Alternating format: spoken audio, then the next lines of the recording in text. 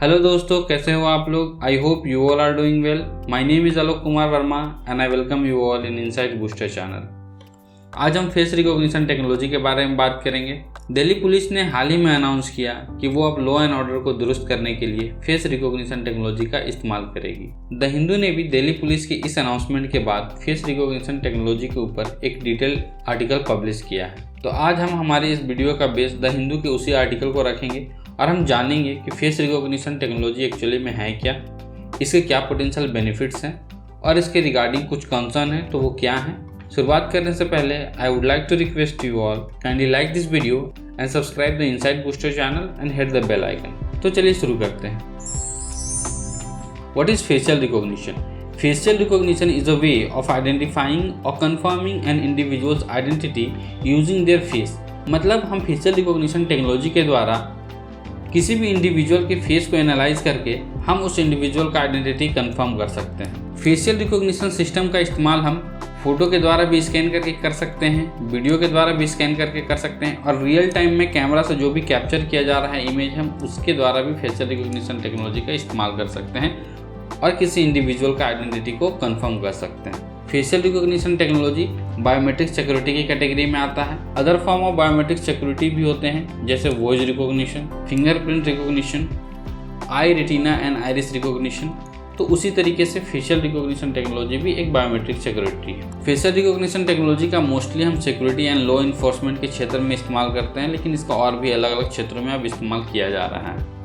बहुत सारे लोग ऑलरेडी फेमिलियर होंगे फेस रिकॉग्निशन टेक्नोलॉजी का, क्योंकि हम बहुत सारे फ़ोन में फेस आईडी देखते हैं। जैसे सबसे पहले आईफोन ने ही फेस आईडी लॉन्च किया था, जिसमें हम अपने फेस को स्कैन करके अपने फ़ोन को अनलॉक कर सकते थे।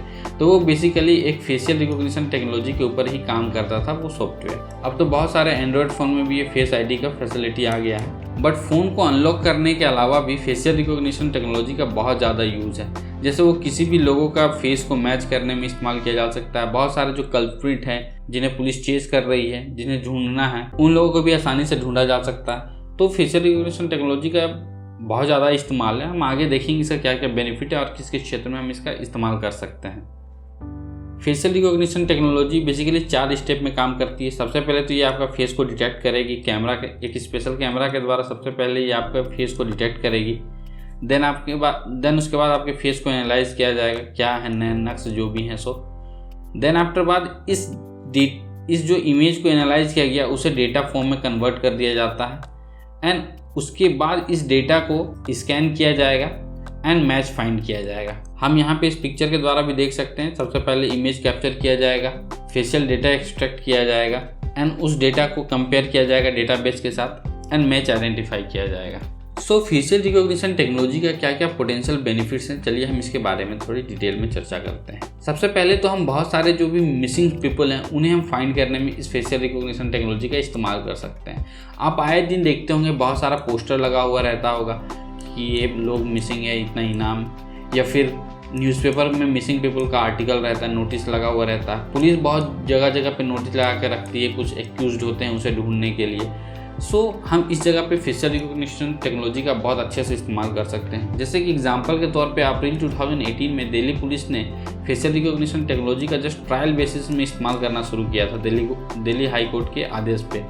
एंड इस ट्रायल बेसिस में ही Delhi government approximately 3000 missing children को ढूंढने में कामयाब रही। तो सोचिए जब हम इसको फुल फ्लेश तरीके से इस्तेमाल करेंगे तो इसका कितना ज़्यादा बेनिफिट लोगों को भी मिल सकेगा, गवर्नमेंट को भी मिल सकता है, हमारा लॉ एंड ऑर्डर सुधरेगा। इसका इस्तेमाल क्रिमिनल आइडेंटिफिकेशन एंड वेरिफिकेशन के लिए भी किया जा सकता है। जैसे उत्तर प्रदेश ने ही हाल ही में अपने राज्य के लिए एक पहचान सिटीजन ऐप लॉन्च किया है। फेशियल रिकॉग्निशन टेक्नोलॉजी से बेटर सिक्योरिटी मेजर्स बहाल किए जा सकते हैं बैंक्स में, एयरपोर्ट्स में, रेलवे स्टेशन में, बस स्टैंड में। बहुत ज़्यादा जगह जहाँ पे भीड़ भाड़ की जगह है, जहाँ पे 1-to-1 law and order maintain करना बहुत मुश्किल की बात है, जहाँ बहुत ज़्यादा मात्रा में भीड़ होती है, उस एरियाज़ में हम फेशियल रिकॉग्निशन टेक्नोलॉजी का इस्तेमाल कर सकते हैं। जैसे एयरपोर्ट के लिए गवर्नमेंट ने डिजी यात्रा पॉलिसी लॉन्च किया है। इसका मकसद है बेसिकली कि जो भी ट्रैवलर हैं उसे seamless, hassle free and paperless journey का एक्सपीरियंस दिया जा सके इंडिया में। इस टेक्नोलॉजी का इस्तेमाल हम सिविलियन वेरिफिकेशन के लिए भी कर सकते हैं। इस टेक्नोलॉजी से बहुत ज़्यादा जो भी फेक आईडी है उसे भी रिड्यूस करने में हमें मदद मिलेगी और ओबियसली इस टेक्नोलॉजी से ह्यूमन टच पॉइंट में बहुत ज़्यादा कमी आएगी, क्योंकि इस टेक्नोलॉजी को इस्तेमाल करने में बहुत ही कम ह्यूमन रिसोर्सेज का इस्तेमाल करना पड़ेगा हमें। जैसे आप इमेजिन कीजिए, गवर्नमेंट ने कुछ इंडिविजुअल को या कुछ जिन्हें वो टेररिस्ट आइडेंटिफाई करके रखी है, उसे वो नो फ्लाई जोन में डाल दी है, यानी कि उसे फ्लाई नहीं करने देना है एयरपोर्ट से। तो बट एयरपोर्ट में अगर सारे अथॉरिटी 1 to 1 बैठ के स्कैन करते रहें, जो CCTV में जो फुटेज आ रहा है उसे बार बार देखते रहें, तो ऑब्वियसली बहुत ज़्यादा चांसेस है कि वो इंसान मिस हो सकता है। बट अगर हम फेस रिकॉग्निशन टेक्नोलॉजी का इस्तेमाल करें और बहुत सारा कैमरा ये इंस्टॉल किया गया है, special camera face recognition technology के लिए सपोज एयरपोर्ट में, तो जैसे ही वो इंडिविजुअल जो नो फ्लाई लिस्ट में है, वो जैसे ही इंटर करता है एयरपोर्ट में, इन कैमराओं के द्वारा बहुत सारे लोगों का जो फेस स्कैन किया जा रहा है लगातार, उसमें इस इंडिविजुअल का भी फेस को स्कैन किया जाएगा एंड उसे डेटा में कन्वर्ट करके उसे उस लिस्ट के साथ स्कैन किया जाएगा एंड बहुत आसानी से मैच फाउंड कर लिया जाएगा और इससे गिरफ्तार किया जा सकता है। फेशियल रिकॉग्निशन टेक्नोलॉजी का इंटरनेशनल यूजेस भी बहुत ज़्यादा हो रहा है। जैसे एग्जांपल के तौर पे चाइना, हालांकि चाइना ने इसका दुरुपयोग ही किया है। जैसे आपको याद होगा 2-3 साल पहले अराउंड जब हांगकांग में प्रोटेस्ट चल रहा था चाइना के अगेंस्ट में, तो चाइना ने फेस रिकॉग्निशन टेक्नोलॉजी का इस्तेमाल करके जितने भी प्रोटेस्टर हैं उन्हें आइडेंटिफाई करने के लिए इस्तेमाल किया एंड आफ्टर दैट उन्हें पनिश किया, सो दैट कि फिर वो प्रोटेस्ट में भाग ना ले। तो इस तरीके से फेस रिकॉग्निशन टेक्नोलॉजी का गलत तरीके से भी इस्तेमाल किया जा सकता है, जिसका एग्जांपल चाइना ने सेट कर ही दिया। So everything is not green here. Face recognition technology से रिलेटेड कुछ इशूज़ भी हैं, कुछ कंसर्न भी हैं। तो आइए देखते हैं वो क्या क्या कंसर्न है। सबसे पहले एक्यूरेसी रेट फॉल हो सकता है based on the race and gender के ऊपर में। बहुत ज़्यादा चांसेस है कि फॉल्स पॉजिटिव रिजल्ट भी आ सकता है एंड फॉल्स नेगेटिव रिजल्ट भी आ सकता है। फॉल्स पॉजिटिव रिजल्ट का मतलब है जहाँ पे एक पर्सन को मिस आइडेंटिफाई किया जाता है किसी दूसरे इंसान के साथ, एंड फॉल्स नेगेटिव रिजल्ट भी देखने को मिल सकता है way a person is not verified as themselves. मतलब सपोज आप हैं, आपको स्कैन किया जाए और बताया जाए कि नहीं आप तो हैं ही नहीं, तो ये नेगेटिव रिजल्ट है, मतलब आपको खुद को वो आइडेंटिफाई नहीं कर पा रहा है। एंड पॉजिटिव रिजल्ट में क्या होगा कि सपोज आप हैं, आपको फोटो स्कैन किया गया एंड किसी और के साथ मैच करा दिया गया एंड ये बोला कि आप तो ये हैं। सो ये फॉल्स पॉजिटिव रिजल्ट आ सकता है एंड फॉल्स नेगेटिव रिजल्ट आ सकता है। तो ये एक इशू है। एंड इसके रिगार्डिंग एक RTI के रिस्पॉन्स में दिल्ली पुलिस ने ये बताया कि ये फेशियल रिकॉग्निशन टेक्नोलॉजी जैसे ही 80% किसी के साथ मैच करता है आपका फेशियल डेटा, तो आपको पॉजिटिव रिजल्ट वो दे देता है। मतलब वो आपको आइडेंटिफाई कर देगा उस पर्सन के साथ जिसके साथ आपका 80% डेटा मैच कर रहा है। सेकेंड सबसे बड़ा थ्रेट है इंडिविजुअल एंड सोसाइटल प्राइवेसी को लेके। मतलब जैसे ही फेस रिकॉग्निशन टेक्नोलॉजी सिस्टम को इंस्टॉल किया जाता है, ये टेक्नोलॉजी आपके राइट टू प्राइवेसी को वॉयलेट करना शुरू कर देती है। मतलब बिना आपके कंसेंट के कंटिन्यू फेस एनालाइज किया जा रहा है। आप किसी भी पब्लिक प्लेस में हैं, आप घर से जैसे ही बाहर निकलते हैं आप गवर्नमेंट के सर्विलेंस में आ जाइएगा, तो ऑब्वियसली ये आपके प्राइवेसी को खतरा हो सकता है इससे। पुट्टास्वामी जजमेंट में सुप्रीम कोर्ट ने क्लियरली ये कहा था कि किसी भी पर्सन का जो प्राइवेसी है, मतलब राइट टू प्राइवेसी, वो आर्टिकल 21 के अंतर्गत एक फंडामेंटल राइट है, मतलब जिसे वॉयलेट नहीं किया जा सकता। Issues of function creep.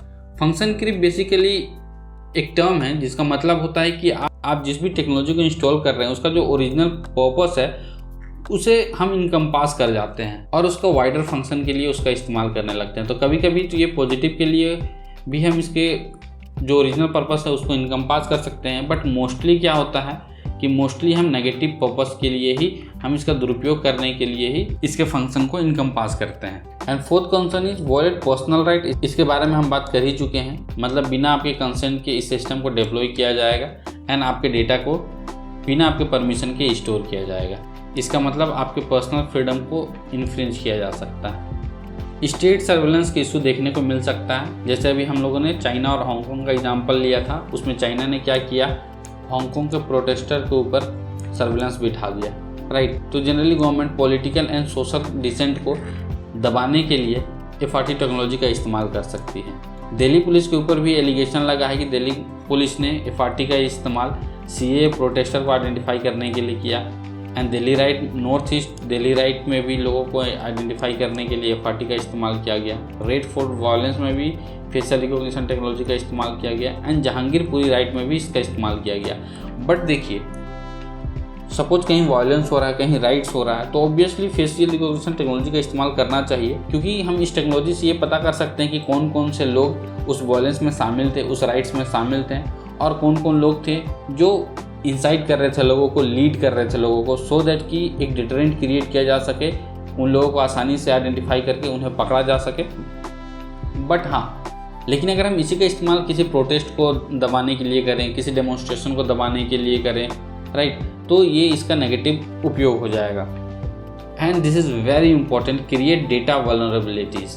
मतलब आपके जो फेशियल डेटा है उसे स्टोर किया जाएगा बिना आपके परमिशन के, तो हो ही बात, बिना आपके परमिशन से तो किया ही जा रहा है, मतलब आपके प्राइवेसी को खतरा तो है ही, साथ में आपके जो डेटा को स्टोर किया गया है उस डेटा का गलत इस्तेमाल भी किया जा सकता है, आपके अगेंस्ट भी इस्तेमाल किया जा सकता है। बहुत ज़्यादा फ्रॉड का चांसेस भी है एंड आपको किसी क्राइम में भी संलिप्त किया जा सकता है आपके डेटा को मूव करके। एंड साइबर क्राइम का इशू हम सभी को पता ही है, मतलब अगर गवर्नमेंट भले आपके डेटा का मिसयूज़ ना करे, बट कोई भी हैकर आपके डेटा का गलत इस्तेमाल कर सकता है, उसे किन्हीं और लोगों को बेच सकता है। अब बहुत सारे ऐसे फैक्टर हैं इंडिया में जिससे FRT की एफिशिएंसी और एफिकेसी में डाउट किया जा सकता है। जैसे मे भी ऐसा हो सकता है कि FRT का इस्तेमाल किसी पार्टिकुलर ज्योग्राफिकल एरिया के लोगों के ऊपर सर्विलेंस किया जाए, किसी पार्टिकुलर रिलीजन के लोगों के ऊपर सर्विलेंस किया जाए, या किसी पार्टिकुलर कास्ट के ऊपर सर्विलेंस किया जाए। सो ये सारा चांसेस है कि इसका मिसयूज किया जा सकता है इन सब कुछ बायसेस के आधार पर। सो हमने देखा कि फेशियल रिकॉग्निशन टेक्नोलॉजी का बहुत सारा पोटेंशियल बेनिफिट भी है एंड साथ ही साथ पोटेंशियल कंसर्न्स भी हैं। सो गवर्नमेंट को इन कंसर्नों को दूर करने के लिए क्या करना चाहिए? So national crime record bureau ने national automated facial recognition system को प्रपोज किया था। तो गवर्नमेंट इसका इस्तेमाल करके एक national database of photograph create कर सकती है, जिसका इस्तेमाल हम बेसिकली क्रिमिनल को आइडेंटिफाई करने के लिए कर सकते हैं। तो इसका इस्तेमाल बेसिकली हम पासपोर्ट बनाने में भी कर सकते हैं। जब पासपोर्ट बनाने के लिए हम पुलिस वेरिफिकेशन करते हैं तो उस वक्त इसका इस्तेमाल किया जा सकता है। Crime and criminal tracking network system में भी इसका इस्तेमाल कर सकते हैं। Women and child development ministry का खोया पाया जो पोर्टल है, हम उसके लिए भी इस्तेमाल कर सकते हैं, जिसमें बेसिकली मिसिंग लोगों को, मिसिंग बच्चों को या मिसिंग लेडीज़ लोग को ढूंढने को काम आता है। और इस बात से कोई इनकार नहीं कर सकता है कि in this digital age data is the valuable resources that should not be left unregulated. हम सभी लोगों ने एक नया टर्म सुना होगा, data is the new oil, right. मतलब अभी जो फोर्थ रिवॉल्यूशन हो रहा है उसमें डेटा का बहुत अहम रोल है। तो हम इस तरीके से पूरे के पूरे इतने ज़्यादा सिटीजन्स का डेटा को अनरेगुलेट तरीके से नहीं रख सकते हैं। गवर्नमेंट ने पर्सनल डेटा प्रोटेक्शन बिल, जिसे 2019 में लोकसभा में पेश किया गया था, उसे गवर्नमेंट ने ड्रॉप कर दिया है। मतलब अब अगर कोई कंपनी या कोई भी हमारा पर्सनल डेटा का गलत इस्तेमाल करता है तो उसके रिगार्डिंग हमारे देश में कोई भी लीगल बैकिंग नहीं है। तो गवर्नमेंट को इसे रिफॉर्मुलेट करना चाहिए और FRT टेक्नोलॉजी के जो भी पोटेंशियल बायसेस हैं या फिर पोटेंशियल नेगेटिव यूजेस हैं, उन सबको ध्यान में रखते हुए इस बिल का प्रोविज़न सेट करना चाहिए, सो दैट कि यूज़र के प्राइवेसी एंड यूज़र के राइट्स को इंश्योर किया जा सके। एंड गवर्नमेंट एक प्राइवेसी कमीशन का भी गठन कर सकती है जो यूज़र की इन राइट्स को इन्फोर्स करने में मदद करे। तो गवर्नमेंट को ऑब्वियसली सिटीजन के प्राइवेसी को रेस्पेक्ट करना चाहिए और राइट टू इन्फॉर्मेशन को भी स्ट्रेंथन करना चाहिए, सो दैट कि लोगों को ये पता चल सके राइट टू इन्फॉर्मेशन का इस्तेमाल करने के बाद कि उनके जो भी फेशियल डेटा हैं उसका इस्तेमाल गवर्नमेंट कहाँ कर रही है और उन सारे डेटा को कैसे और कहाँ सेव किया गया है और वो कितना सुरक्षित है। सो हमने देखा फेशियल रिकॉग्निशन टेक्नोलॉजी का कितना ज़्यादा बेनिफिट हम ले सकते हैं, जिससे ऑब्वियसली हमारा वर्ल्ड कितना प्रॉस्पर हो सकता है।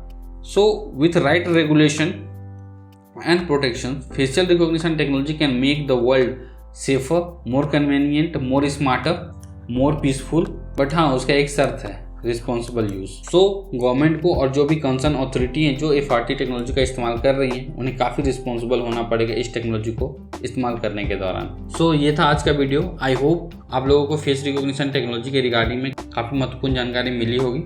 Please like this video and share with your friends and family, and kindly subscribe the Insights Booster channel and hit the bell icon. Thank you for watching this video. This is Alok Kumar Verma signing off.